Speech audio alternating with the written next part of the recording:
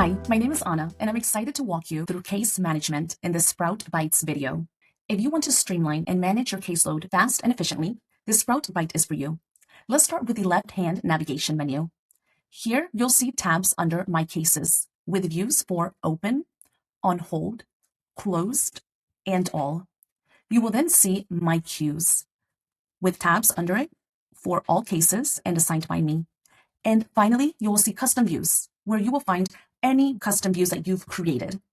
This layout is designed to help you and your team stay focused and organized, no matter how many cases are in motion. Now let's move to the top, where you will find your filters. You can filter by sources, queues, types, and more filters such as priority and tags. These filters are incredibly useful to quickly locate your cases, especially the tag filter, which helps you narrow down to very specific types of cases based on categories defined by you or your team. Now let's take a quick glance at the details at the bottom of each case.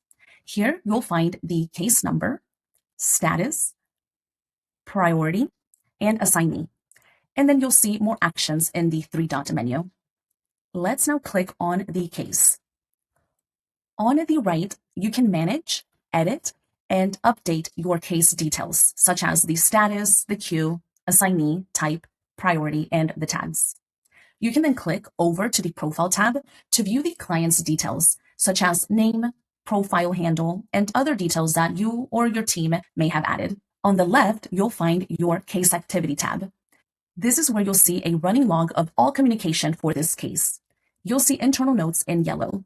These are not visible to the client. The next tab, this is your public conversation. This is where you will see all of the client-facing messages and where you can continue your conversations with the customer. You'll be able to type out your reply right here, just like you do from the Smart Inbox. You'll have the option then to send your reply. You can send and put it on hold.